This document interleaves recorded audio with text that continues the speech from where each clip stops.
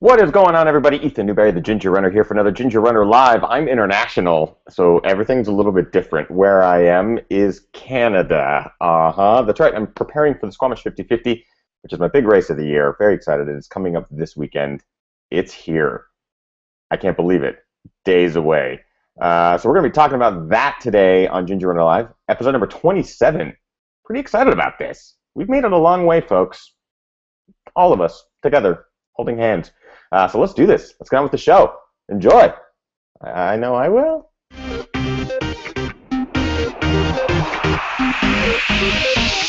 Ginger Runner. Yeah. I love it. Episode number 27, Ginger Runner Live. Welcome, everybody. If you are watching live, I very much appreciate it. Go ahead and jump into the chat room. You can ask questions throughout this entire show if you so choose, and I will get to them as quickly as I possibly can.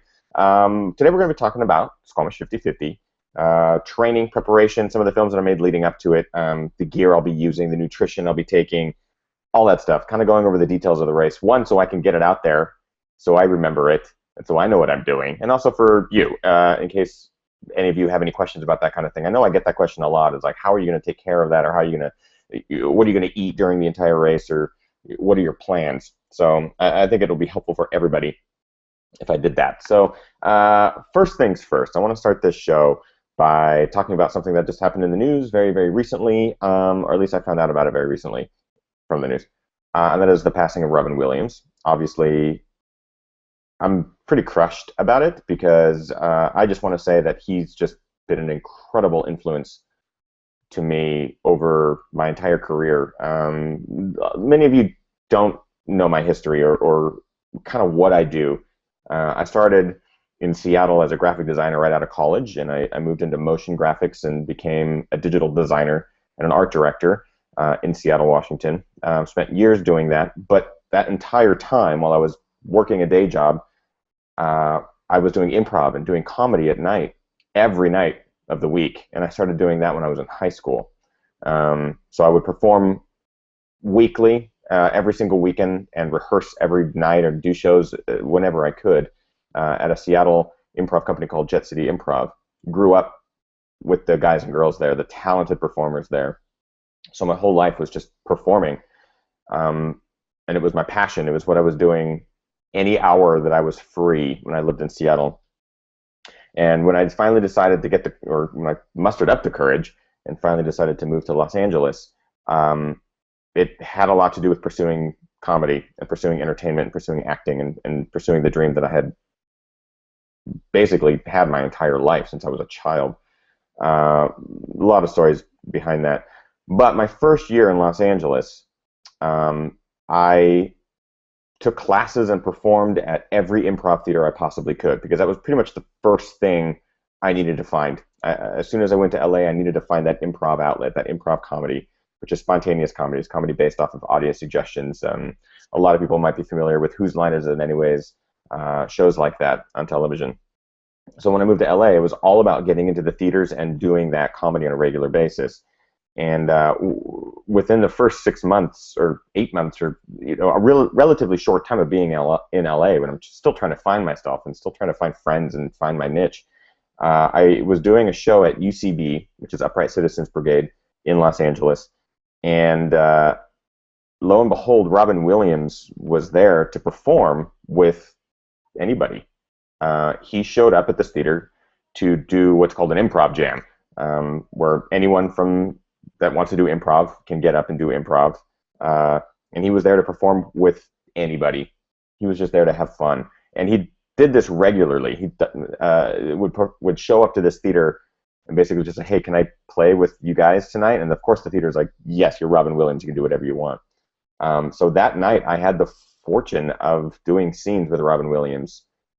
He wouldn't remember me from Adam, but holy shit, do I remember that night.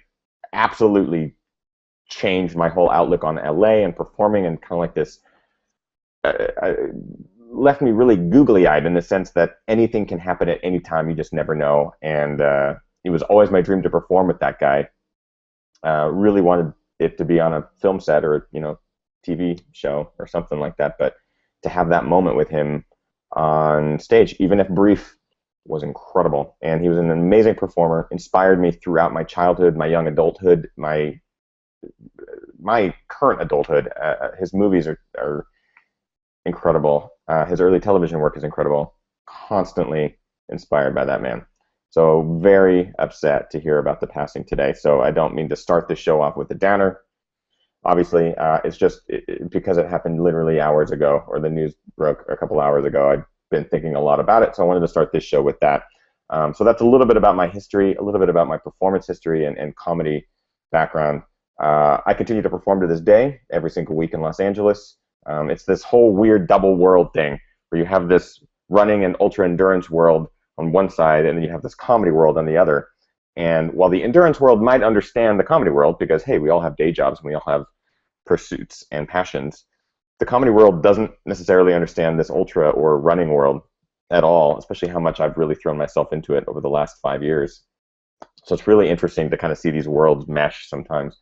But yeah, I just kind of wanted to start the show off with a little bit of that. All right. And I would be remiss without mentioning that he was, in fact, an incredible cyclist, too. A lot of people don't know that he was really into endurance sports. Specifically cycling, was a huge supporter of the Tour de France, local rides all around California. You would see him out. I never saw him riding. I never got a chance to ride with him. But backstage at that same show, I was able to be like, hey, I know that you ride bikes. Like, what are you riding right now? And that kind of stuff. And, you know, it felt like I had this little connection with him. The truth is, he probably gets that all the time. It doesn't even matter. But for me, it felt cool because I kind of had this bond with him that was outside of the comedy world. But yeah, he would show up to cycling races around California, Texas. I know he was friends with Lance Armstrong and the Livestrong Foundation and all that stuff. But it's so in that sense, he definitely had a foot in the endurance world, and it was just one little additional special connection with that man. So we're going to talk about the Squamish 50/50. Which is my big endurance event that's coming up this weekend. Terrified of this race. Of course, some of you might remember my episode of firsts, where we were talking about the first blank, whether it's the first half marathon, first 5K, first ultra, first summit of a mountain, first time at altitude, stuff like that. This is the first time I'm doing something of this caliber. So of course I'm nervous. Of course I'm anxious. It's 100% expected. I've been in this boat before. But every time I'm like, oh, dude, you've been in this boat before. Why are you so nervous? Don't be nervous. All the things come back. It's like, well, this one's different. This one's special. You never know what's going to happen this weekend. And it's true, you don't. But if there's anything I've learned, especially running ultras, is that you don't know what's going to happen. You really, what you train for is being flexible, is being water. Right? You want to be water. Whenever anything gets in your way, whenever anything happens to you, you need to be flexible and you need to be able to push around it and move forward no matter what. You got to continue to move forward. So I'm keeping that in mind for this weekend. It's a 50-miler on Saturday, followed by 50K on Sunday. Those of you who follow me probably already know all of this by now. It takes place on some incredible trails up in Squamish, British Columbia. I'm in Vancouver right now. It's about 45 minutes south of Squamish. Beautiful mountain town. It's literally mountains butting right up against the ocean inlet. So it's just this incredible scenic locale with just crazy mountains and rock formations that just skyrocket, 5,000 feet into the sky. There's no place like it. It's picturesque beyond all belief. And the forests are dense rainforests. All the trees are covered in moss. The trails are just lush dirt, roots, rocks, extremely technical. So that's the big challenge with this course, is that it's not just, hey, running on trails through the mountains and they're all really steep and that kind of thing. It's like they're technical. If you go back and read my race report from last year's 50-mile race, which I ran, I finished in 12 hours and 59 minutes. To give you perspective, same distance, more elevation, the North Face 50-miler last year, I finished in 10 hours and 40 minutes, I believe, 45 or something like that. So more than 2 hours. It took over 2 hours longer to finish Squamish 50 last year. And that is all 100%, I guarantee you, 100% due to the technical nature of the trails. Because you can't, if you're an elite runner, it's different. But for me, mid-packer, front mid-packer guy, you can't get into a rhythm. So you can't really run most of the trails because you're dealing with really steep inclines and declines, and you're climbing over rocks and over roots, and you just can't get into a running rhythm. So you're running for like 100 feet, and you got to stop, and you kind of got to walk, and do this little thing. You can run for a couple 100 feet, and you got to kind of walk and hike and do all this, and then power hike up this hill. And it's exhausting, not just physically but mentally, to be out there for 10, 12, 13 hours, breaking up your rhythm and not able to zone out at all because you have to stay focused. So it's tough. But that is why I'm doing it again, because it is so tough. And the community here is incredible. The Vancouver trail community, trail runners and road runners around here are just amazing. Gary Robbins, the race director, and his whole crew are fantastic. They put on a top-notch race, really take care of their runners, except for one aid station last year where they just had marshmallows. Can't believe it. Read my race report. You'll read all about it. Hopefully this year they fix that. If not, I'm putting it in my race report. I'm going to film it. I'm going to show all you guys this aid station that had circus peanuts and water. That was the aid station. Couldn't believe it. Still made it through.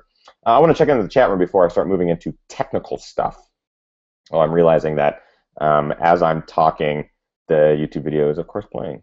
So I got to pause that because it's going to take up bandwidth, and we don't want that. We don't want this to stop, right? We don't want the audio signal to mess up or any of that kind of stuff, as always. Yeah, we got a bunch of people in the chat room, which I love. People are saying, Canada, yeah, woohoo, America's hat. It's true, Canada's America's hat. But then Canadians say that America is Canadians' shorts. I don't know which is worse, because I think we say the same thing about Mexico. So what would Mexico be to Canada? Their shoes? Come on. Ethan, you should do a triathlon. Corey, I do desperately want to do a triathlon. I cannot swim. That is a little-known fact that I have talked about before on other Ginger Runner Lives and other social media outlets and stuff like that. I really can't swim. I took, as an adult, about 2 years ago, I started taking swimming lessons again because I was like, you know what? I want to do an Ironman. I need to do this. I need to get over my fear. I need to teach myself. But I paid a professional swim coach to teach me how to swim. We got pretty far in the process, and was really, really excited about how much I learned and had some pretty deep emotional breakthroughs. I mean, if you can imagine a grown adult man in a pool learning how to swim and then finally swimming a lap of a pool on his own, it's after decades of being alive and not being able to do it. It was pretty emotional. However, it's one of those muscle memory things that if you're not constantly practicing it, you're not going to learn it as an adult. And as an adult, with learning something like this, which is fear-based, you really have to go slow. You have to take your time. So it involves a lot of time in the pool, a lot of time in the pool with an instructor, and a lot of time in the pool with an instructor that's going at the pace that you need to go. And unfortunately, that's crazy expensive. We're talking, I think it was like $75 to $95 an hour. And if you're going 3 or 4 times a week, I can't do it. I cannot afford that. I mean, there's just no way. I would love to do a Kickstarter, but I don't want to ask for $50,000 on a Kickstarter to help me learn how to swim. It would be terrible. It'd be the worst. And many people have said, oh, dude, I'll just teach you. I've had this my entire life. Family members and friends like, dude, I'll teach you how to swim. I'll totally teach you. Never happens. Never happens.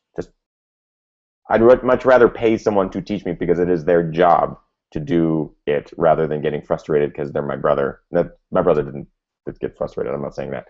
But you get what I'm saying. Triathlon equals average times 3 marathon and above equal badass times 1. Average times, Chris Dill says triathlon equals average times 3 marathons and above equal badass times 1. I'm confused by the equation. It sounds like this is in the comment section. I'm confused by the equation. I would love to think it out, but I want to continue to go through. Raul says Robin Williams also adopted a section of the highway in San Francisco, I believe. That's cool. Love that. How are you doing to sleep between each race? I would be so nervous, says Raul. Oh, yeah, correction, going. How are you going to sleep between races? I actually think that's going to be the easiest sleep. My biggest concern is that 50-miler. Just because it's tough. I know I can get through it. I know I can plow through it. Once I do, I know that I have a 30-mile run the next day, but for some reason, that 30-mile run isn't as concerning to me as the 50-mile one. If I'm super sore and broke after that 50-mile run, which I'm going to be, it might be different. Like when I finish that race on Saturday, I could be at the point where I'm like, there's no way. There is no way I can run 30 miles tomorrow. But my goal that night will be just to sleep. I feel like I'll be pretty exhausted. I tend to sleep okay the night of races, like the night after a race, because you get up so early, you spend so little time sleeping the night before, that I hope to get some sleep. When I wake up the next morning, I will have to reevaluate, check in with my body. I have backup plans. If for some reason my body is like, you are not running 30 miles today at all, I basically have a decision to make. I'd either think like, okay, well then I'm going to run the 23K. I don't want that to be an option. My main option is you just start the 50K, you just go, and you can get 5 miles, great. Just get the 5 miles and prove to yourself that you can get 5 miles the day after running a 50-miler. And then when I get to 50 miles or 5 miles, it'll be go another 5 miles, prove that you can get 10 miles the day after a 50-miler. So that's really how I'm going to play it. But if for some reason I'm just like, I'm not going to do the 50K, it's just not going to happen, and I want to downgrade to the 23K, I'll have to talk to the race directors and see if that's a possibility. However, that is not, at this point, a possibility at all. So I don't even want to consider that. How do you train for the different environment in Squamish or anywhere else while living someplace else? From Furious Chipmunk. That's a great question. So if you are training for a race that is in another location, make sure that you research that race. Know exactly what you're getting into. So that's step one. So in my case, I knew that Squamish was going to be really tough. So let's not even think about this year. Let's think about last year when I was running Squamish for the first time. So the Squamish 50-miler. Their website clearly states this should not be your first trail race, whether it's 50-mile or 50K or 23K, and it shouldn't be, especially after doing it, unless you know exactly what you're getting into. So reading the website, you're like, okay, this is one of the most technical trail races. It's very, very tough. It takes people an average of blank to blank hours, big numbers. So I knew going into it was going to be technical. So when I was training for last year's, I did everything I could to find the most technical trails around where I lived and just ran them. But at that same time, I was also like building up mileage because I'd only done 150-miler at that point. So it was a lot of making sure that my mileage base was there. And anytime I could run a big mountain or a hill, I would do it. I did a lot of altitude training, that's useless because Squamish doesn't take place at altitude. I think the highest you reach is like maybe not even 5,000 feet. Maybe it's like 3,500 feet. I have to check the website. But I knew that I didn't need to train in elevation, but I was doing it for some reason because the trails that were really technical were high up. So I needed to get some of that technical training, like running down specifically. Running up is fine because you just power hike it. It's running down technical trails that can be really tricky. You don't want to fall because you could die. So I did a lot of that training. When I got to the race, I realized I didn't do nearly enough. I was not even remotely familiar with the trails that this race took place on. I was in for a very rude awakening. You can go back and watch the film. You will not see any of the technical trails because anytime I hit the technical sections, the camera went away, and I was all about holding my hands out and balancing. Like there was no way I was going to be able to film both. I'm going to try to do more of that this year, film the technical trail stuff, just so I can at least get that out there and show people this is no joke. So that's a goal. I did some of it in the training for Squamish videos. And that was the other thing. Step 2 is if you can, go to the location that the race is taking place and train on the trails before the actual race. So I did that this year. I took a week, went up to Vancouver, where I am now, which is so weird. I've been traveling for 2 or 3 days, so my mind's a blur right now. It's mush.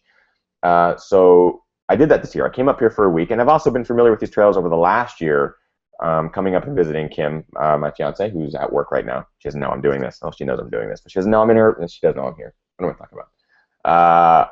I'm going to do something in her apartment. She's not going to know I'm going to do it. Really funny. Ethan, great job. Let's focus. So I came up here and ran a lot of these trails up here that are really technical, really, really tough, just so my body and my mind could be focused and just know, hey, listen, you're on these trails, you're doing the stuff. where you need to be doing it. Trust your training. So those are the two tips that I would have for that. It's a great question. Just keep putting one foot in front of the other, and the race will take care of itself. So CTAM79, couldn't agree more. That is exactly it. Going up there to run. Oh, wait, don't go away. I want to see that. Going up there to run in September just from hearing how beautiful it is from you, says Danielle. You know what?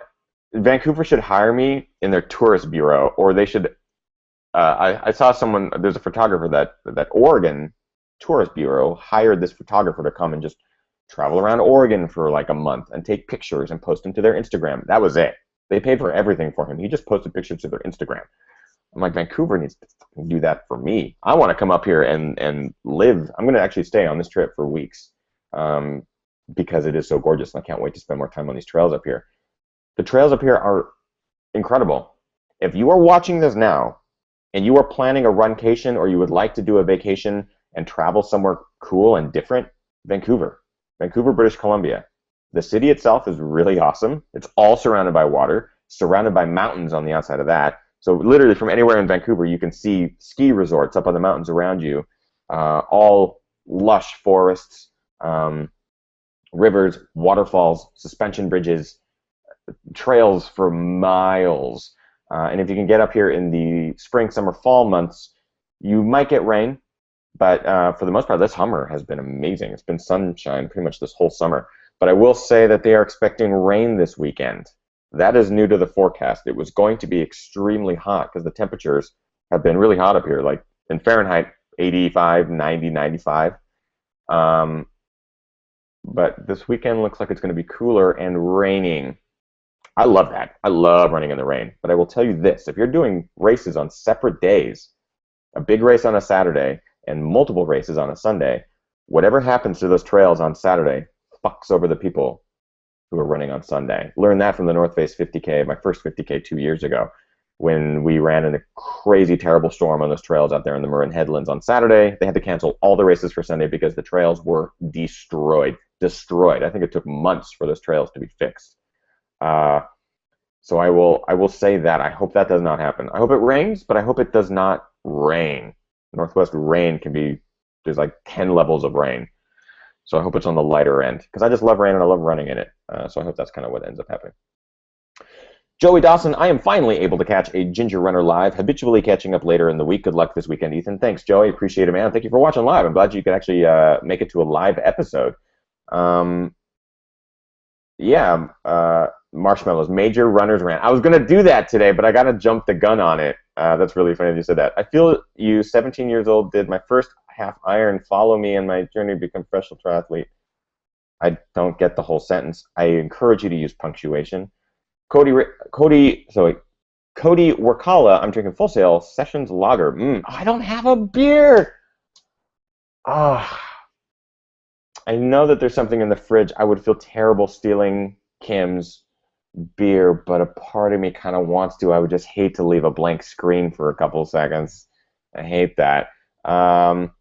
If somebody could get $55,000 from a Kickstarter to learn how to make potato salad, you know what? 614 Trail Runner, that's true.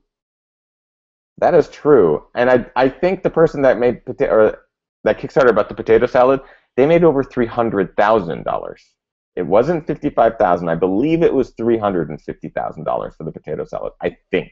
Correct me if I'm wrong. Yeah, you would think that someone could be like, hey, listen, I can't swim. I would like to swim. I'd like to run a triathlon. But it's also really selfish. That's a real selfish cause.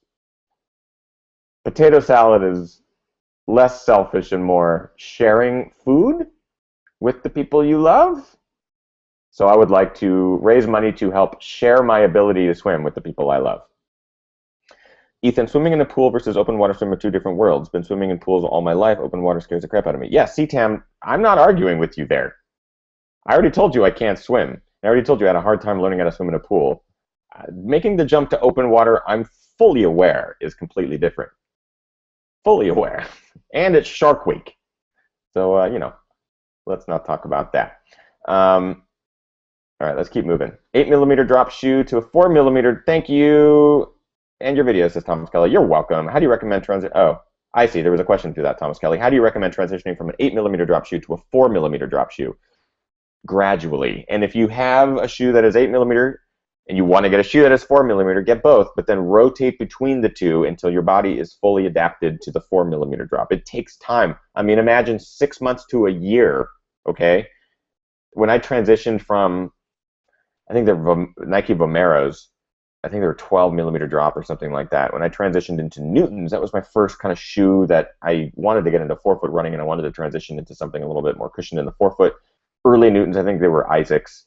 When I transitioned to those, I went too far, too fast, too soon. It was by far the worst decision I made. I knew, I was like, oh, you know what? My calves feel a little tight tonight. Maybe I should, maybe I shouldn't run. I'll run a couple miles. They feel so good. These shoes feel so good. Months and months of pain and suffering and having to take rest, and it's a miserable experience. So I would just encourage you to take your time, jump back and forth between the shoes, starting out like once a week, once or twice a week, real easy. And don't go by mileage, go by time.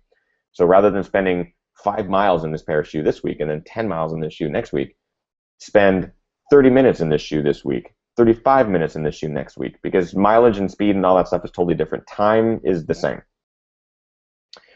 Dmitry Pasenchnik. Hey, Ethan, me and my wife finished San Francisco Marathon a few weeks ago thanks to you and your fiance. Thank you for inspiration.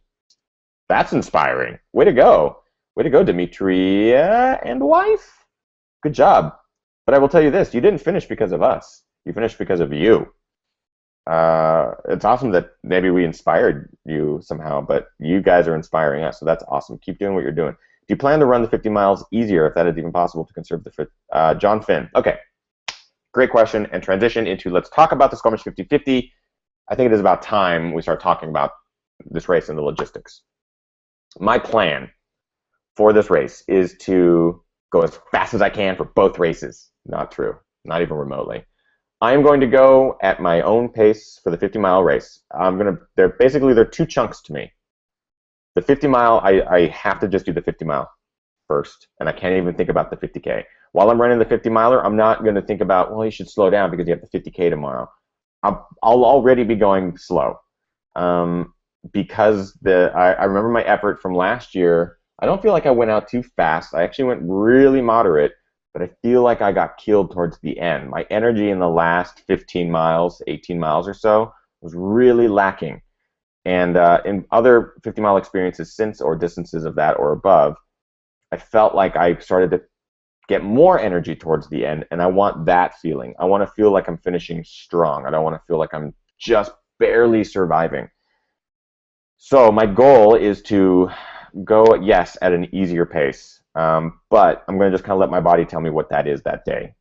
I'm not going to put out a time goal or anything. Oh, I'd like to beat my last year's time, personally. If I don't, I have no problems with that, because for me, I'm looking at a cumulative weekend.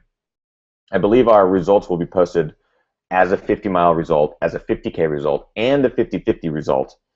But I'm not worried about the 50-miler and 50K results. I'm just worried about the 50-50 result, because I believe the whole weekend for me it's a cumulative effort. So that is kind of what I'm going into this with as far as plan is concerned.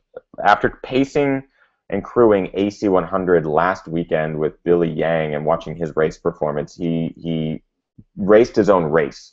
And even while I was pacing, I'm like, dude, you're racing your own race. You're killing it. You're doing great. He had such a good race, a solid effort all day with so few problems. I can look back on that and go, dude, if you had pushed a little bit harder early on, your whole day could have been ruined. Like, you just don't know. The way he played it that day was exactly what he needed to do. So that is the experience I want for this weekend.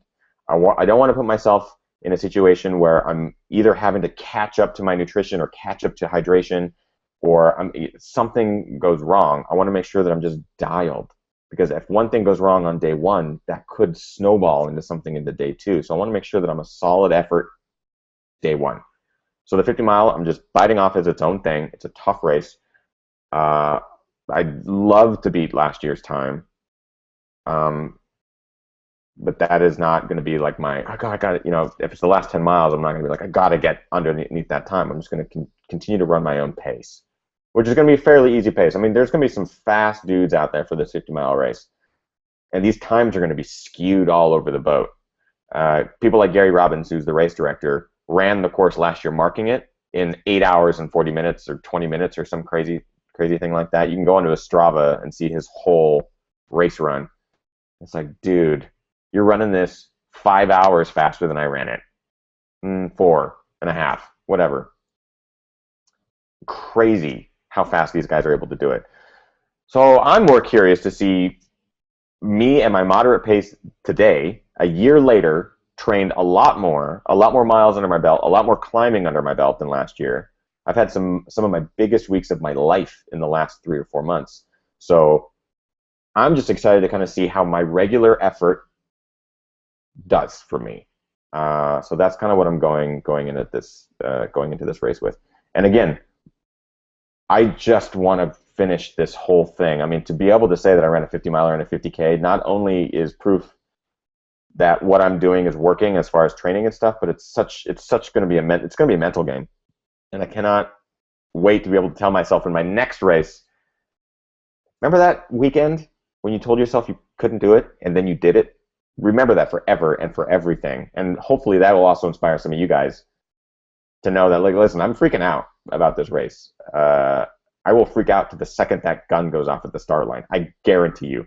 I am not confident going into this race. And that has nothing to do with my training, has nothing to do with my ability for like hydration or nutrition or anything like that. It's just, I'm terrified because it's something I have never done before. That's a long answer and a sporadic answer to a very good question. Keep scrolling down. When is Mile Longlegs going to start making videos? We girls need some support on here, says Danielle. I agree. I got her a GoPro. It's my old GoPro, and I gave her a GoPro stick and stuff like that.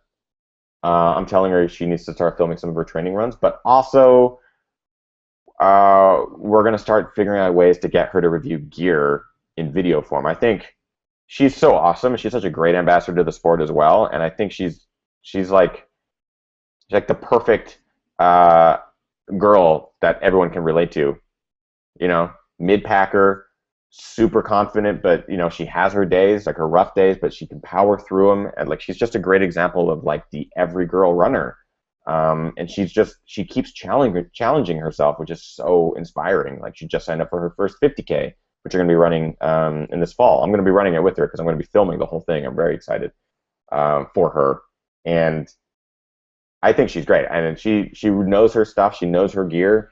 Really knowledgeable in that front. So my goal is to get her to start doing some of this stuff as well, so we can get like a Ginger Runner channel, but for her, so like female gear oriented stuff.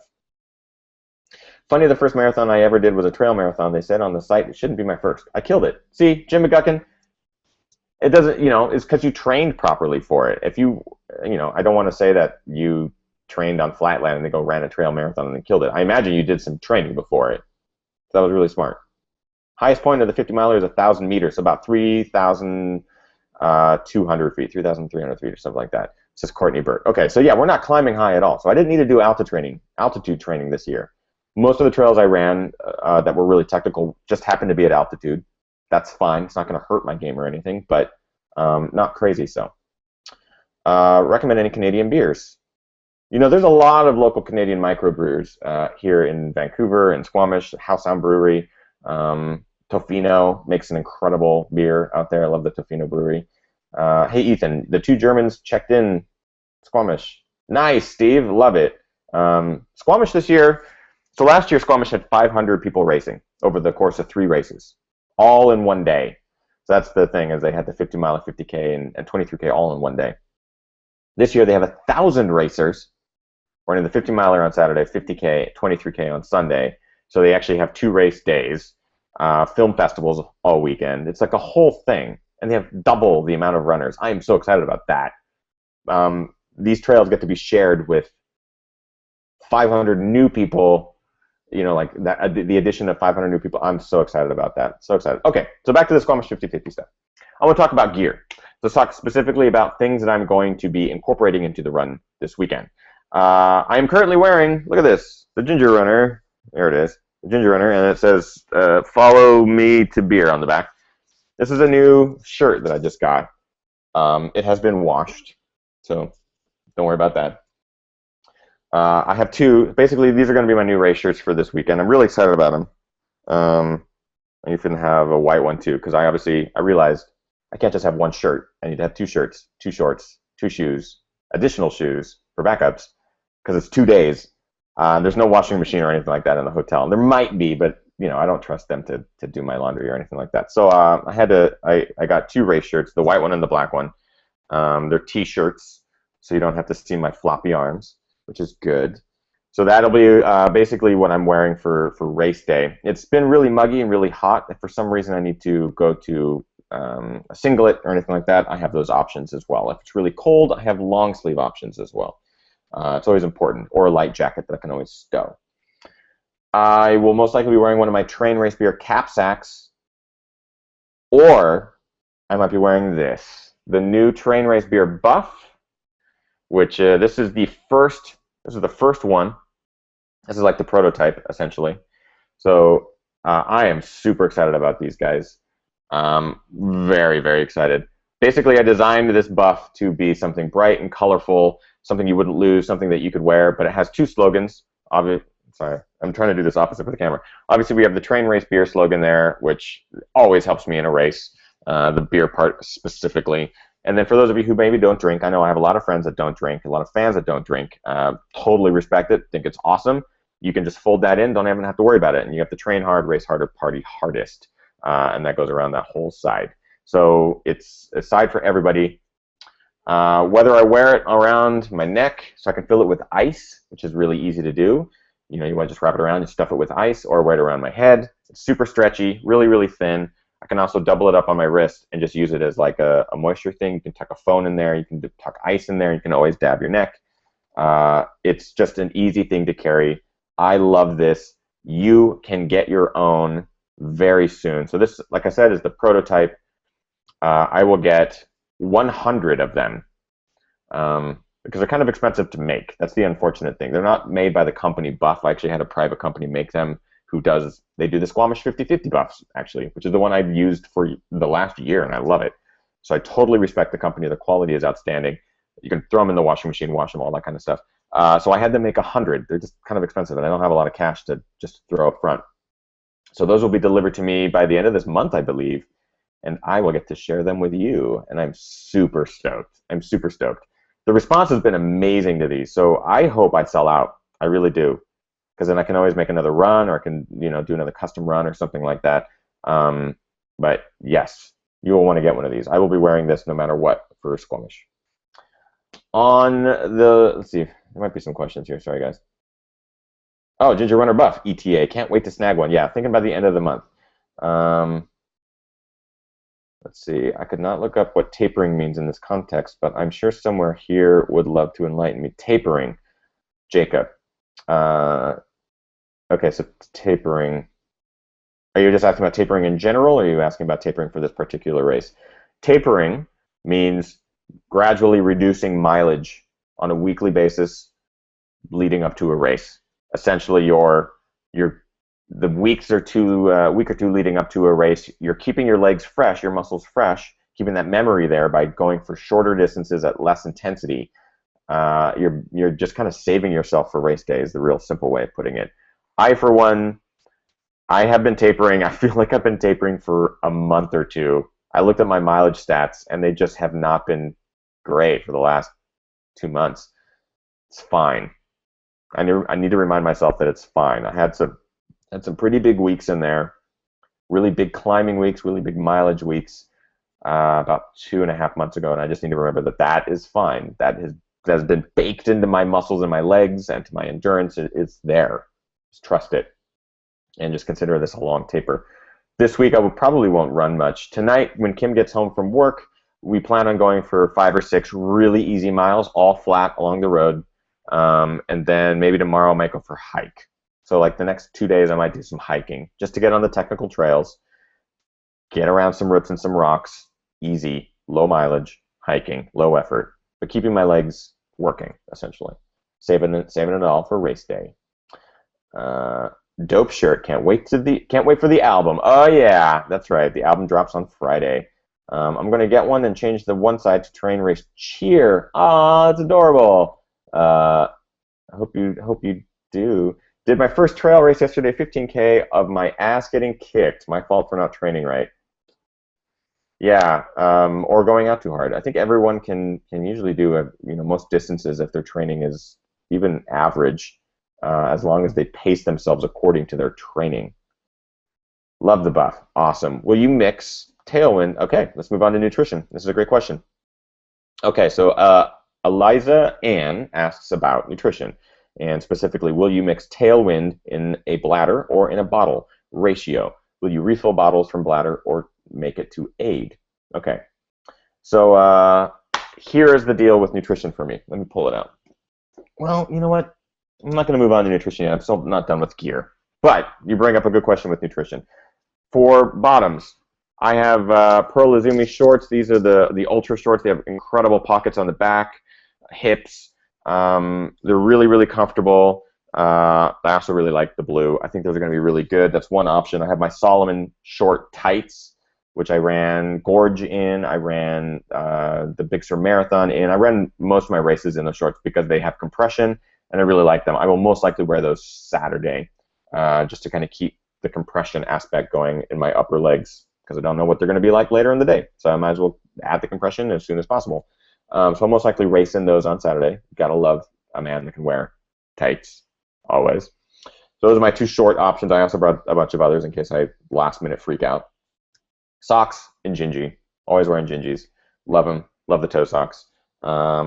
Finally, shoes. And this is kind of a big choice for me. I had a lot of choices to choose from. But I had to make some choices for specific reasons. Yes, I'm going long distance, but this distance isn't a long straightaway or long rolling hills. It's a lot of technical terrain. So we're talking roots, rocks, steep ascents, and descents. And I need to make sure that these shoes will last for technical terrain. I won't roll around on some of these roots and rocks and stuff like that. My ankles will stay fairly firm and stiff. And everything can stay nimble. I need to be able to stay nimble. Last year I wore the Solomon Sense. I don't think it was the pros. I think it was just the mantras because it was before the pros came out. The Solomon Sense mantras, loved them. They worked out great. By the end of the race, my feet were decimated, and that just is because they were a little less cushioned than maybe what would have worked for a longer race like that, just for my feet. I don't think my feet had quite acclimated to that distance yet, so my feet were just really sore on the bottom. No blisters, nothing crazy like that. So the shoes really did work out perfectly. I think I did bust through them at some point during the race, though, just from the constant grinding around rocks and stuff. This year, I have 4 shoes. Most likely 1 pair per day, and then a backup for each day. Because if at some point during the race I'm like, oh my god, my feet are super sore, I need to switch to this shoe, I need to have that option. So I brought a ton of shoes with me to Canada. My suitcase was crazy heavy, and that is always one of the risks that you run, especially carrying nutrition, plus pairs of shoes, plus gear, and all that stuff. All right, so here's choice number 1. Pearl Izumi Trail N2s. Love these shoes. Reviewed the N1s long ago. I think it was over a year ago I reviewed the N1s. I think they're a great shoe. They're really stiff and responsive now that I've kind of taken a hiatus from them and then brought them back into my rotation. I don't remember them being quite as stiff and responsive. However, the outsole on these shoes is just dynamite for the trails up here. And there's tons of protection. There's a rock plate. There's tons of outsole rubber. The cushioning, the EVA, is really nice, and the insole is really nice. The upper is super flexible, very breathable, and very durable. So this shoe is a great choice for these sort of technical trails. When it goes from rocks to roots to creek crossings or any of that kind of stuff, it's going to be good. This might be a backup shoe. It could be my 50K shoe. So that's kind of what I'm thinking with this. I have Nike Kiger 2s. Basically the same as the Kiger. I think there's a couple differences with this shoe. I haven't done a full bunch of research on it. I've worn it for a run or two. You know how much I love the Wild Horse. I think it's a really great shoe. They're super soft and cushioned while still maintaining an incredible outsole for grip and traction in those scenarios. And I think this is the kind of shoe that I really want to run Squamish in. The new Kiger 2 is definitely more responsive. There's a last through here that's, I believe it's a carbon fiber plate or something that keeps it nice and stiff. But along with this shoe, I brought the Wild Horse 2, which is the new Wild Horse And I think this shoe might be my 50-mile shoe. Still debating that, but I'm pretty sure this is going to be my go-to because the outsole is just, it's awesome. The EVA is awesome. The comfort in the shoe is just great. It's nice wide toe box. It just gives me what I need for a 50-mile race. However, in case at some point during the race I'm like, these shoes are just driving me crazy. They were great for the Gorge 50K. It's what I ran the Gorge 50K and was the Wild Horse 1. This is the Wild Horse 2. Again, I have to go back and look at the stat sheet of what the differences are. I haven't put many miles in it, so they're still fairly new. But if I need to swap out of those shoes, I brought these Hoka 11 Huacas. So the reviews for this shoe is going to be dropping next week. This is a new pair because my original pair I have about 200 miles on, and they're thrashed. They're pretty thrashed. This is the brand new pair, and they're super soft. I did a couple miles on them the other night, and the new pair is like really responsive. I don't actually remember them being this responsive right out of the box, but it's a good cushioned distance shoe that if my feet need it, that extra cushioning, these are the ones for it. As far as the outsole is concerned, it's all the green is EVA, where it's blue and black is rubber outsole with chevron lugs, and these chevron lugs are great. They're really awesome. So they'll be great for some of these technical trails, getting grip when I need the grip. My 200-mile pair, a lot of the chevrons have worn down, so they don't necessarily do with what I would like them to do. This new fresh pair is going to be perfect. So I'm definitely thinking that these could be the backup pairs for both days, just because I know I'll need them. I can swap into them. I might even start Sunday in these two. So this is kind of a 50K because my feet are thrashed from the 50-miler / the shoe that is going to be my backup for the whole weekend. So that is it. Those are my 4 pairs of shoes. So that is my outfit. I hope you guys liked it. Now let's talk nutrition. Oh, Raul Borges says, tapering equals going crazy, thinking you're going to lose fitness, gaining weight, since you're still eating like you're still running crazy mileages. Totally agree. There's also the taper flu, which is where you think you're getting sick. Currently have the taper flu. I'm sure I'm fine, but I'm like, oh my God, I have a sore throat. I have a sore throat. I have a sore throat.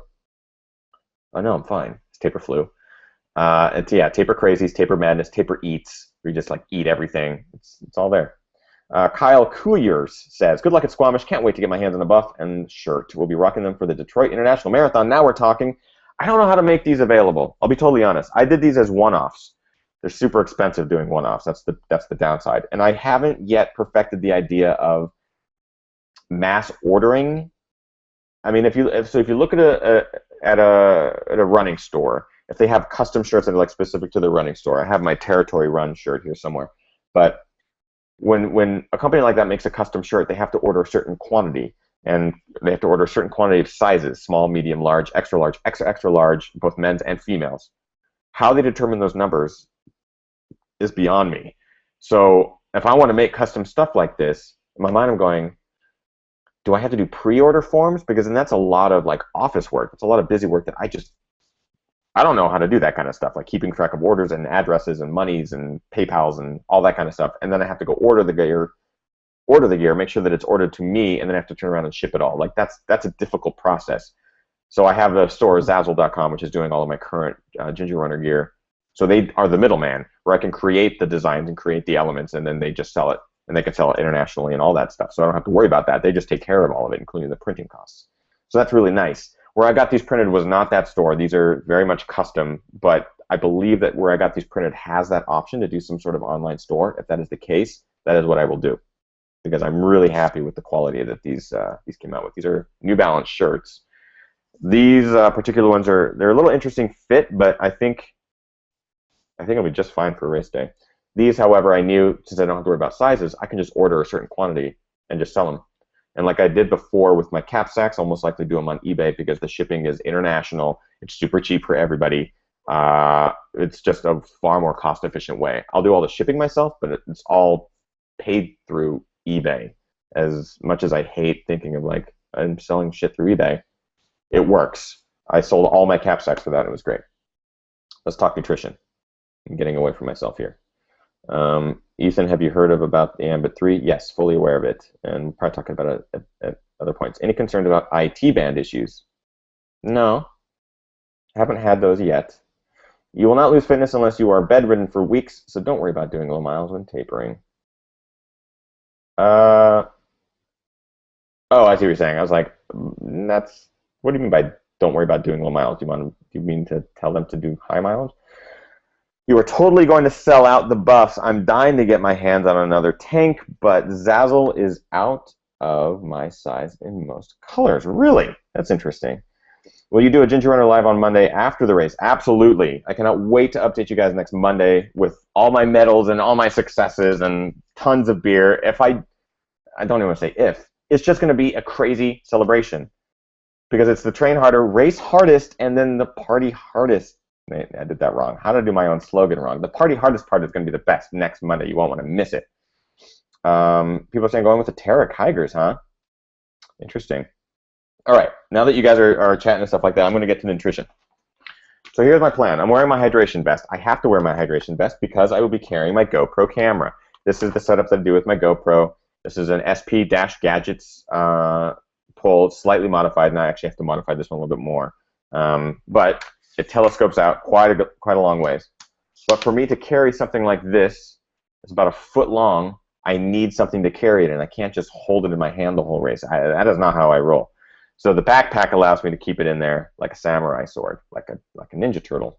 And I'd probably make better movies than that one was. I haven't seen it. So that is what I'll be doing with the GoPro. So I need to wear the pack. As a result of wearing the pack, which I did last year, I wore a pack last year if you watched the video. Last year I did 2 bottles up front.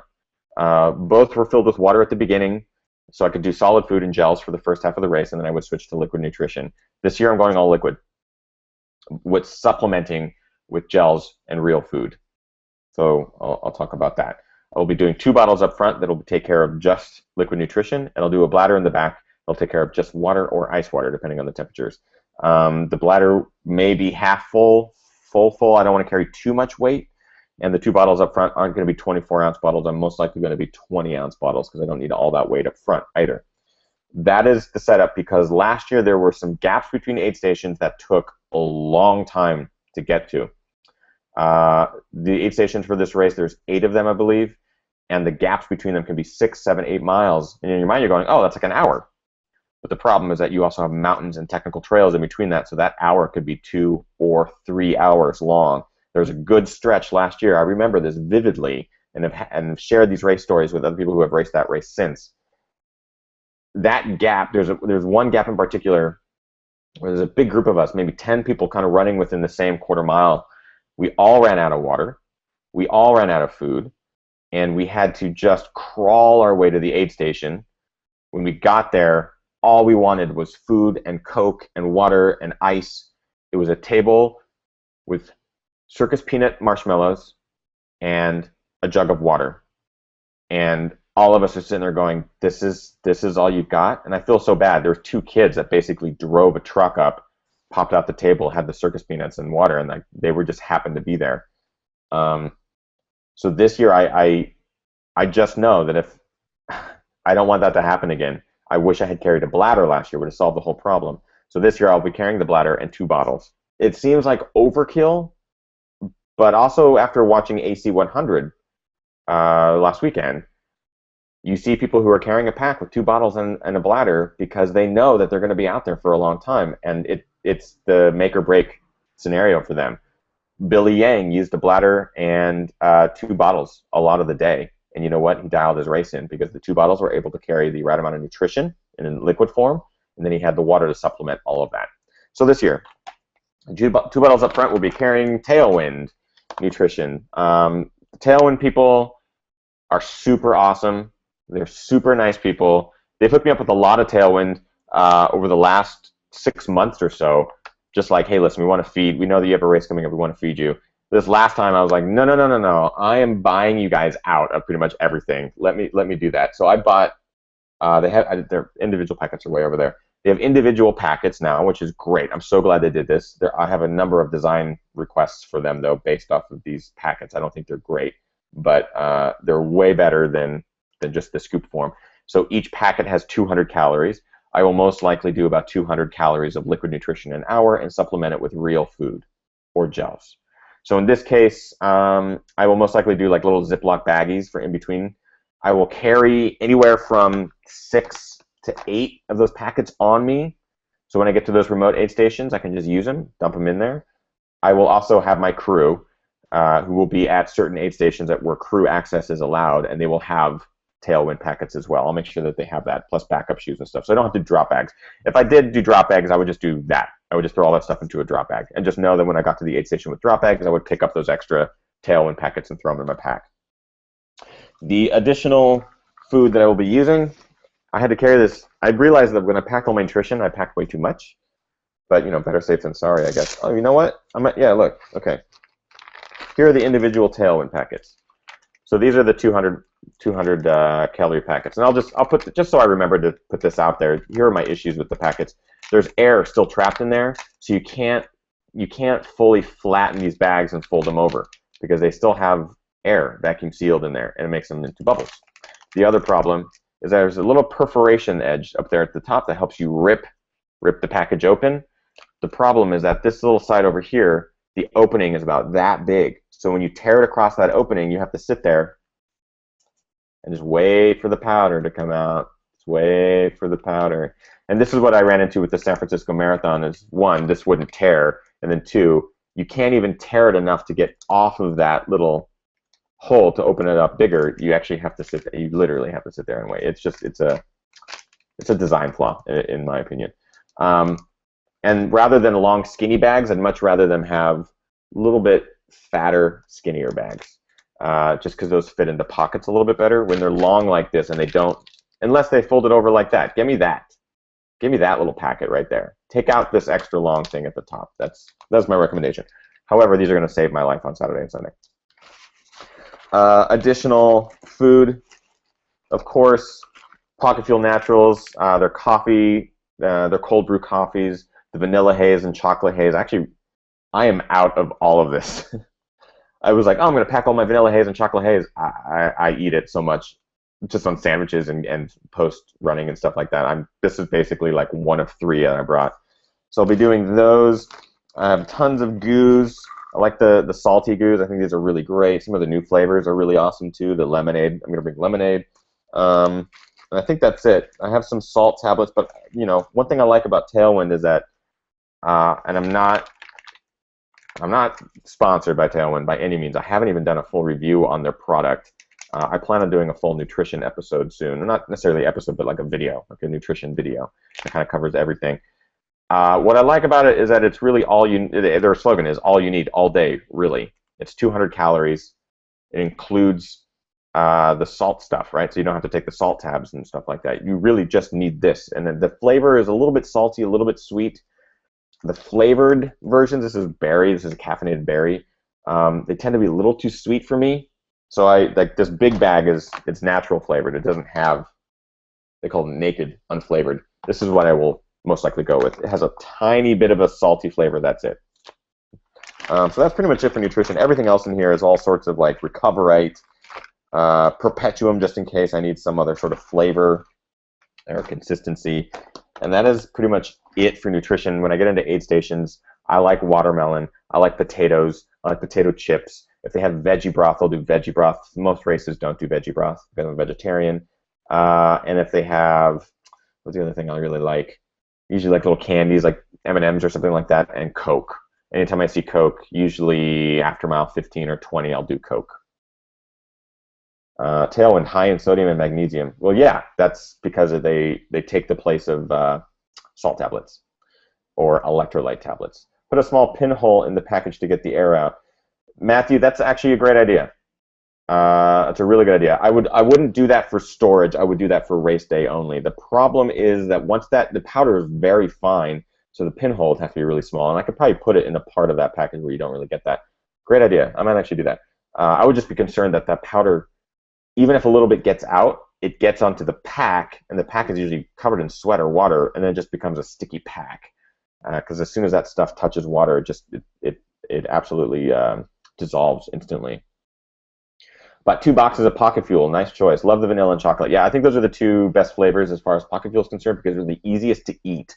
They really are. You just kind of mush them up, and they're really easy to get out of the package. Some of the other ones are a little bit thick. They're much easier to eat if you're hiking or you're not in a hurry, and you're able to like chew. The last thing I like while I'm running is to have to like constantly chew, right? And I'm sorry for those of you who are listening to the podcast version of this. I just did my least favorite noise on the planet. Raul also says, I'm going to try some Tailwind on my next race. I like how simple their formula is. Totally agree. Darren asked, who is crewing you? On the 50-mile day, Kim is crewing me because she's running the 23K Sunday, so she's going to be totally free to crew me on Saturday.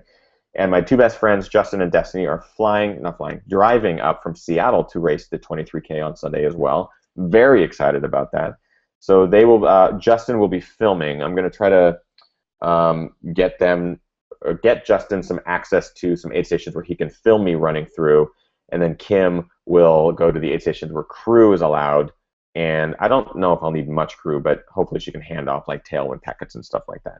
I may end up just doing drop bags because I hate putting pressure on crew to be at a certain place at a certain time, especially when I'm asking half of them to film. I'd much rather get good footage and do drop bags than anything else. I had to abandon the tailwind at my last 50K. It made me feel winded every time I took a sip. I'm confused by that. How do you feel winded when you took a sip? I mean, are you practicing drinking while you're running? Because that's actually a thing. I know some people that can't run and drink liquid at the same time. I mean, they can choke on it, so they have to like stop for a second at an aid station, drink a cup of water. You know, they'll stop there and then they'll continue running. I'm curious about that. Tailwind is really nice. They even emailed me before AC 100 to wish me luck. Awesome, Raul. What will be your mantra starting at mile 35? Finish. Beer, finish, beer, finish. There's a brewery at the finish line, so maybe that's my mantra. Brewery at the finish line. Second, the pre-race dinner question. Always a fun one. Pre-race dinner. What will you eat for dinner Saturday? Okay, so there's. I'm guessing this is two questions. What will you eat for dinner Saturday night? And what will you eat for dinner Friday night? I keep things super simple. I tend to do my carbo meal 2 nights before the race. So I'll probably do a big pasta dinner or something like that Thursday night. I will either do another smaller pasta dinner Friday night or pizza or a salad with like bread. I try to keep it really simple. And I try to eat, my number one rule is to eat early. So I'll eat at 6. I like to eat at 6. So usually 12 hours before the race. This race starts at 5 a.m., so I could anywhere between 5 and 6 would be good for me. And if I do get hungry before I go to bed, I'll snack on chips or something simple like Wheat Thins or something like that, Triscuits. Saturday night, I will most likely just eat whatever I can. My body will still be burning fuel at that point, so I imagine that whatever I eat Saturday night will be just fine for race day Sunday morning. My body will be really depleted. So I'm planning on just getting like a big veggie burger at the brewery that's at the finish line, eating the crap out of it, eating a salad, keeping it healthy, not overdoing it, but getting food in, getting whatever sort of meal I can get in. Ethan, if you need help with learning how to mass order, send us a message on Facebook at Run Like a Girl. We mass order and sell our own T-shirts all of the time. We can give you some major pointers. Yeah, I might do that. That would be great. I like the ease of going through something like Zazzle where I don't have to worry about it. But when it comes to custom gear, I've done mass ordering in the past, like when I did my cycling kits, and they turned out great. Like I was able to do mass ordering very easily through a friend's company, which is really, really nice. But I just haven't done it since because it was a bit of a hassle. It was a bit of a hassle. I like to take the ease out of that. Hopefully someday this can become a company where I have employees that we can do custom gear all the time. My goal is to have a line of custom gear, not necessarily Ginger Runner related, but a whole nother clothing brand entirely of gear that, hey, I've been reviewing gear long enough. I think I know what I like, and I think I know what's good. I want to design gear that is good and is what I like, and I want to share it with the masses. And I'm not just talking shirts and stuff. I'm talking shorts and all sorts of things that are running related or cycling related and all that good stuff. So yeah. Do the outsoles on the Keigers match your train race beer buff? Let's see. Let's take a look. You know what? They're damn close. The blues and the greens, they're there. They match. So hey, if I don't know, when do you ever see the bottoms of the Keigers? I guess it's if you're going so fast, the people behind you see them, so they're just gonna be like, oh my God, the bottom of his Keigers matches buff. That's awesome. That guy's really rad. That's probably exactly what they'll think. That guy's really rad. Love the vanilla chocolate. Oh my gosh. Tape over the hole then. Oh yeah, says Nick. Man, you guys and your genius ideas. Make a pinhole in the Tailwind Nutrition bag and then tape over the hole. Sure. Sure, that's definitely an option. You guys are geniuses. Someone asked this earlier, what will you eat for dinner Saturday night? Okay, I already answered that. For long distance events where your heart rate is lower, surely it's better to fuel with nutrition which is higher in fat and protein rather than glucose, says Max. Dude, I got to be honest with you. For distance events like this, your heart rate is all over the place. Yes, for the most part, my heart rate's going to be low. It's going to be probably low 150s, ideally 148, 149. That's my ideal. But that is already going to be engaging my fat stores. Yes, but you need to supplement that with other things. You can't, I mean, yes, there are guys out there like, oh, I'm running on fat. Look, that is not my body type. That is not how I have succeeded in these long endurance events. I will be doing what I am used to doing and what I have trained to do and what I've trained my body to take. So I will most likely be doing 200 to 270 calories an hour intake. And you look at guys like Sage Canaday and these guys who do train their body to burn fat all the time, and they take 3 gels an hour. They're taking about 20 or 210 calories an hour. Same efforts.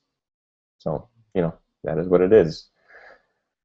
Yeah, everyone says tape after you poke the hole. Wow, I'm not a fucking idiot. I am no nutritionist, so I have no idea, by the way. Oh, well, there's the caveat. Nick Fremgen, never mind the earlier question, Jerry, you answered it now. Raoul Angle, depends on your heart rate, Max. However, it's more efficient for your body to use the glucose, yes, than to convert the fat into glucose. If you've trained your body to burn the fat, that's one thing. Let's let that. We'll leave that for another episode. You can go back and watch the Alicia Shea episode as well. She talks a bit about that. Good luck from Brazil. So sad the Nike don't sell the Tarek Hiker in here. Really? That's interesting. Any concern about rolling an ankle? Daniel Denton asked that question. Of course. Always. I mean, I will do my best not to.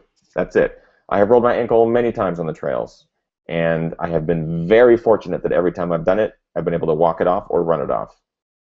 So I will continue to abide by the rule of don't roll an ankle and don't fall during a race.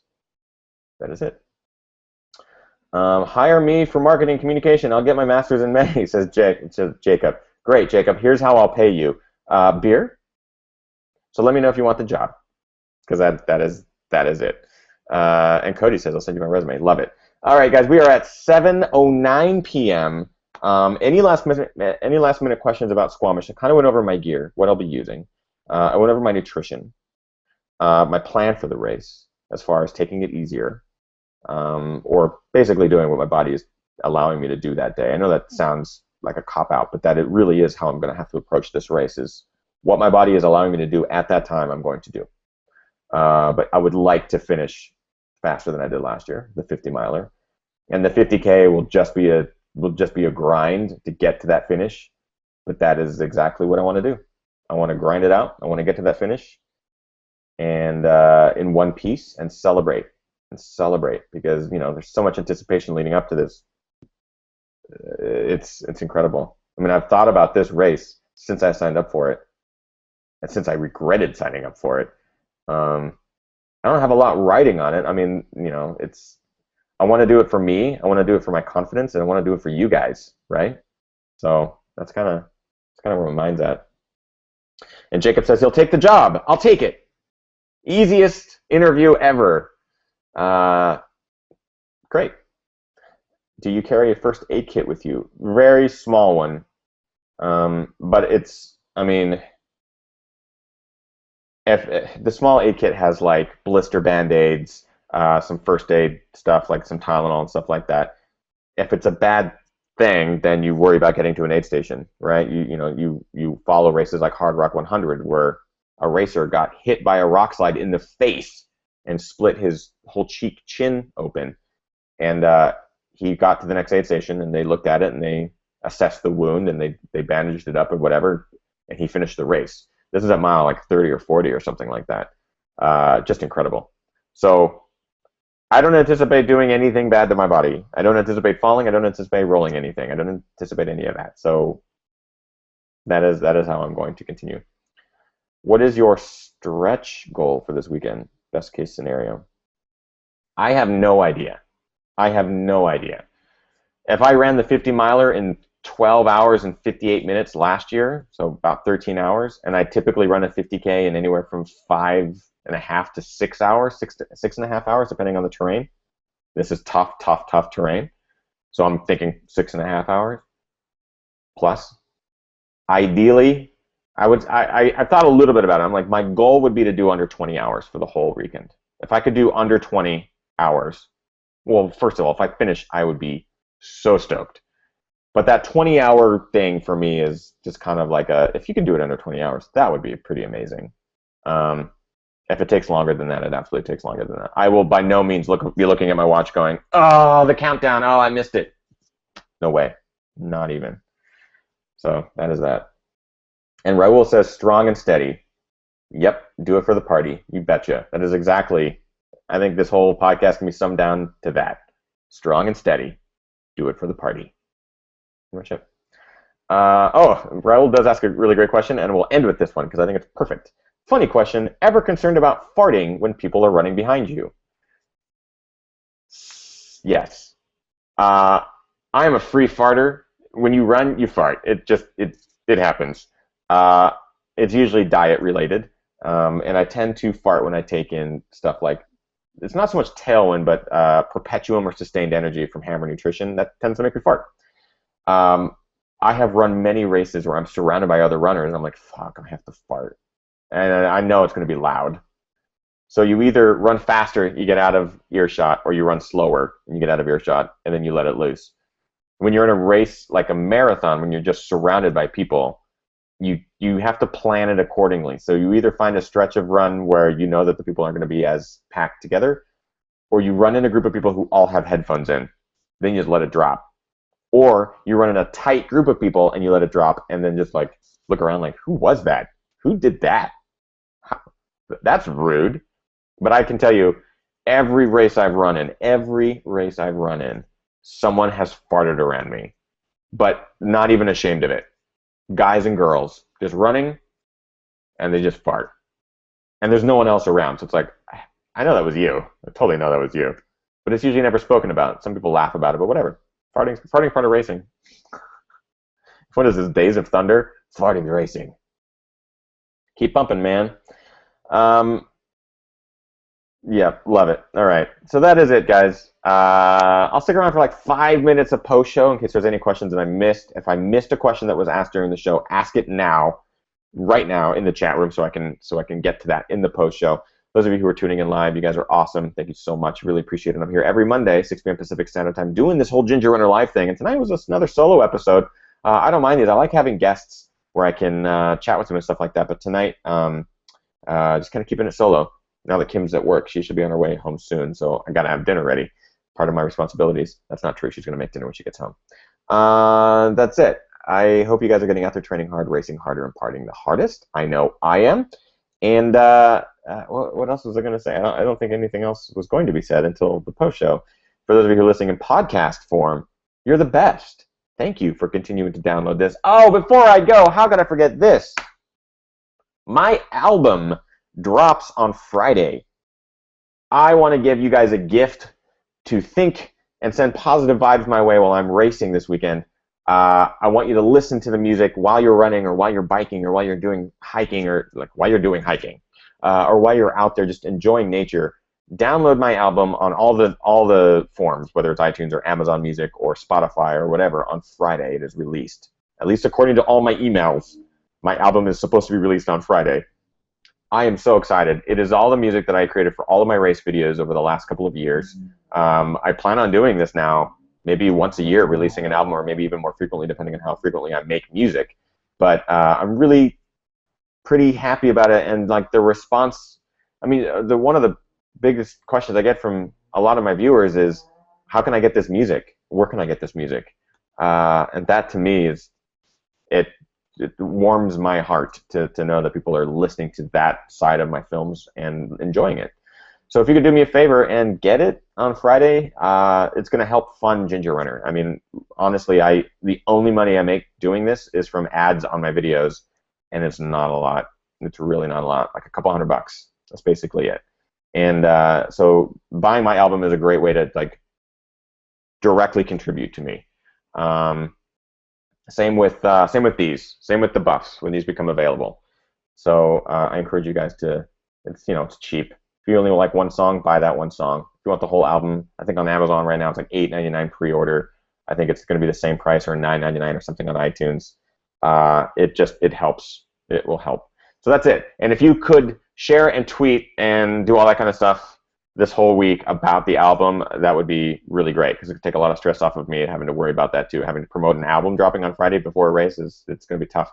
I know that I am also going to be giving away shoes. Whether it's this week or next week, I will be giving away shoes.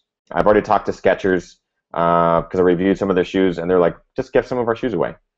So I'll be giving away some Skechers, and I got it, like Injinji just emailed me today, and so I hope to give away some Injinjis as well. Giveaways. I haven't done one in a long time, so that is the plan.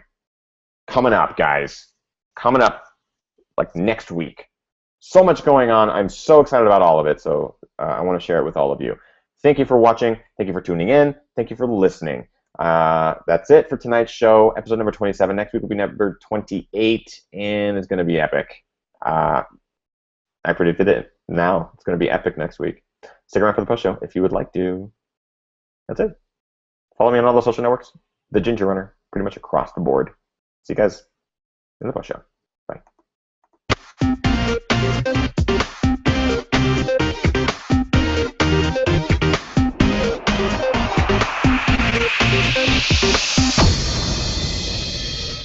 Yeah. All right. Post show. Okay, we are here in the post show. So there was lots of comments. Sorry, I did like, hey, write all your questions in the comments, and then I said something else about the album, and I was like, oh shit, now I'm going to lose all the questions. So for this post show, there was a question about the farting behind people. Great. Any racing outside the U.S.? Hello from Colombia. Well, I'm currently outside the U.S. I'm in Canada right now. But oh my God, I would love to race in Europe for sure. UTMB is coming up, and my friend Guillaume, who was on last week's episode, will be racing that after finishing the AC 100. He will also be racing UTMB. And I mean, just the history around that race and looking at those mountains and the Dolomites in Italy and yeah, there's so many races I would want to run. That I would want to run. Mount Fuji, UTMF looks amazing. The list goes on and on. I think I did an episode where like dream runs a couple weeks ago. Check it out. Strong and steady. Do it for the party. Just keep pumping. Raul, as a person who has been passed by someone who then farted ahead of me, I say don't worry about it. It says 614 Trail Runner. That's funny. Fart away, says Raul. I call it fartical acceleration, James Shia. That's brilliant. I'm going to use it. And then Raul says, let it go. Let it go. I'm assuming you mean farts. That's hilarious. Such a good question and topic. Crop dusting the slow competition. Wow, apparently all the questions were just about farting. What marathon would you say that is the best? Excuse me. What marathon would say that is the best in U.S. I'm taking to go run on U.S.? Tiago Schwingel. Okay, so based off of the marathons that I have run in the United States, my favorite and most scenic road marathons is Big Sur. The Big Sur Marathon it's incredible. You run along Highway 1 right on the coast. You have redwood forest on your right-hand side. You have the ocean on your left-hand side with cliffs, and you run over bridges, and every step of that race is beautiful. Highly recommend it if you can get into it, because they do a lottery now, and every year that lottery is like done, sold out. So you got to jump on it. They just did the lottery about a month ago, so you're gonna have to wait till next July. I love it. Gives a whole nother meaning to passing gas. That's really funny. Matthew Kennedy, I've seen you post stuff about Philly D sometimes. Do you guys run together? No, we're friends. Philly D is a friend of mine and like a total inspiration. The guy's badass. But he is now running, and I keep tweeting him. He like, dude, and texting him and stuff like, dude, let me go for a run with you. Let me just go for a run with you, and we could talk about running and kind of see where you're at with it. And he's like, dude, you're just gonna like you run so much faster. I'm gonna slow you down, do this. I'm like, I don't care about that. I just want to run with you. I don't care if it's a half mile, a quarter of a mile, or if we're just walking. Let me join you. So I know where he runs because we live around each other. I might just go surprise him one day on one of his runs. I think that's what I'm going to have to do when I get back to LA. Kill it, Ethan. Stay golden, pony boy. Nice, Nick. Nice reference. Another fucking yes, says Simply BD. Oh my god, yes. I don't know what. Bring back some smoked salmon. I think it's the pectin in that stuff, says Raul. I've been waiting forever for the album. Yes, take my money. Yes, yes, yes. What program do you use to make your music? Logic Pro. I currently use Logic Pro. That's what I use to make my tunes and some other programs and stuff like that. But that is just the easiest for me and the most affordable for me. So that is what I've been using. Already got the okay to promote the drop on the company Facebook page. What is the Todd? What is the company Facebook page? I know you'll rock it, Ethan. One more step. Thanks, dude. What Injinjis do you wear? I have a bunch, Cody. They sent me a couple of the new pairs that have like built-in padding on the underfoot, and they're good. They're good. I mean, what I find actually with Injinjis is that you have to wear them a couple times and wash them a couple times before they kind of lock in, because the fresh fabric is a little too slippery underfoot. You wash them a couple times and it becomes a little bit grippier.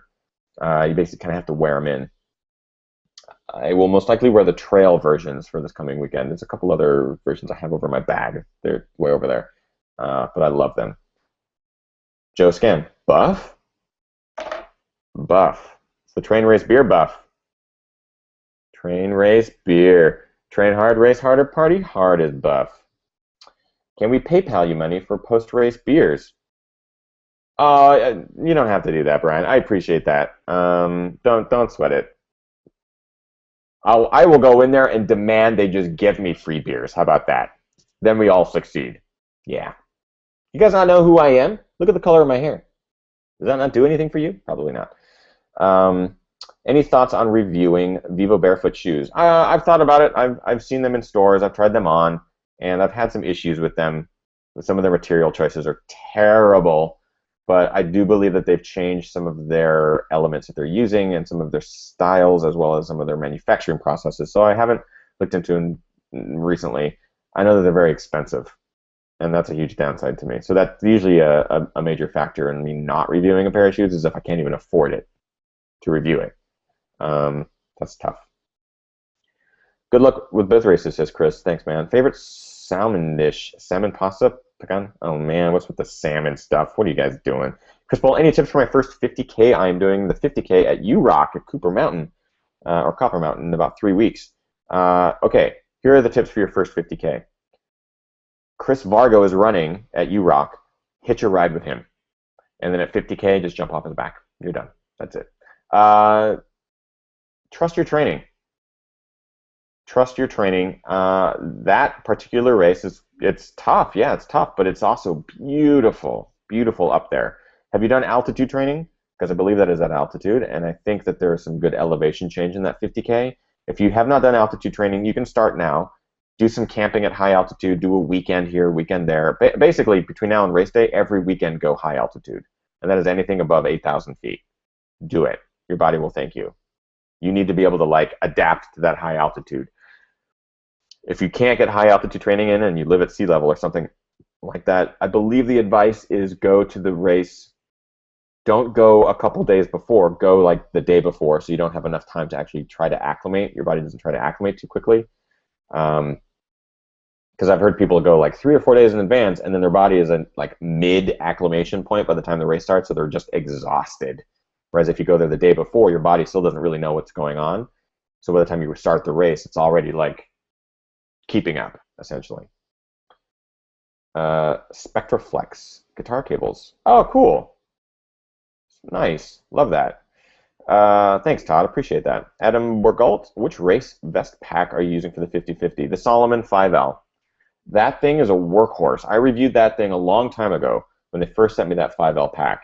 And I have to say, it by far has held up better than any pack I've had I use that thing religiously, multiple times a week on long runs, and it is just, I don't want to say it's bomb-proof because it definitely has a little bit of wear and tear, but nowhere near as much as I was anticipating. It just goes like gangbusters. Best place to get gear on a budget. Depends on what you're looking for. If you're looking for shoes, there's all sorts of websites that give you coupons for shoes, and you can kind of save up coupons and use them all at once to buy shoes. If it's clothing, man, I don't know. There's websites that, like Roadrunner Sports, they do their own clothing, right? So then they also have really discounted rates on their own clothing.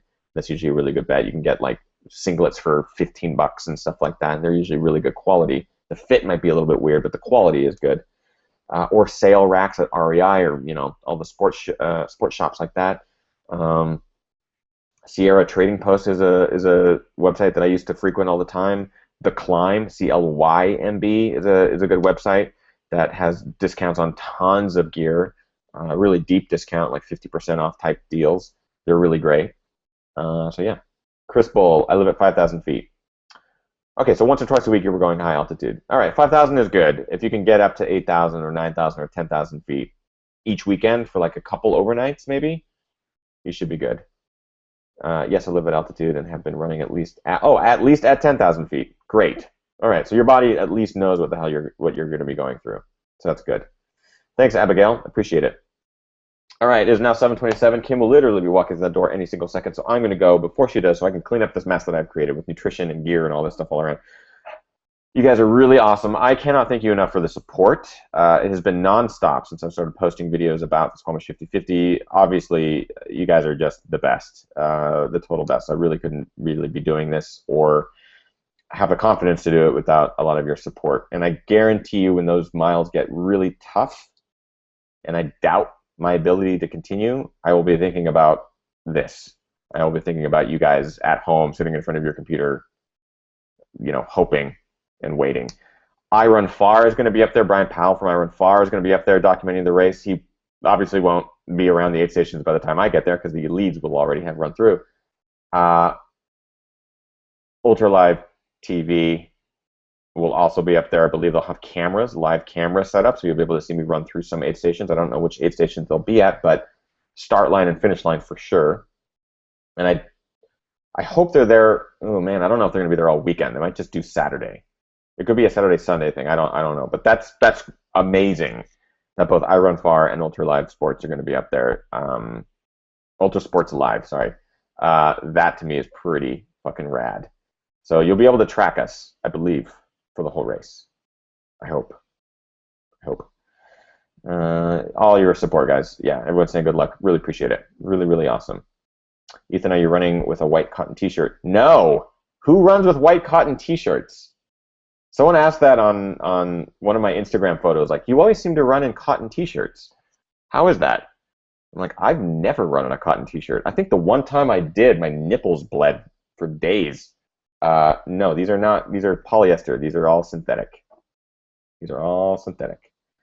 All right. You guys are great. Hope you enjoy the rest of your night. Go grab a beer and tip it back in honor of this weekend's big race, and also in honor of Mr. Robin Williams, because he definitely inspired me throughout my life through comedy and stuff like that. So really sad day for that. From what happened. So I'll be thinking about him when we go on our little run here in a little bit. I'll be logging some miles for that man. Total inspiration. Hope you guys get out there, train hard, race hard, and party the hardest. I know I do. And use that hashtag #TrainRaceBeer. I follow that hashtag on Twitter all the time, so you guys post something to there too, and have an inspiring picture or something from a race or from a run that you feel inspired. Do it. I'll retweet it and all that good stuff. Don't forget Nipguard, says Raul. Thank you, my friend. I will not. We'll see you guys next week. Monday the 18th at 6 p.m. Pacific Standard Time, live as always, week after week. That's it. Yeah. See you guys.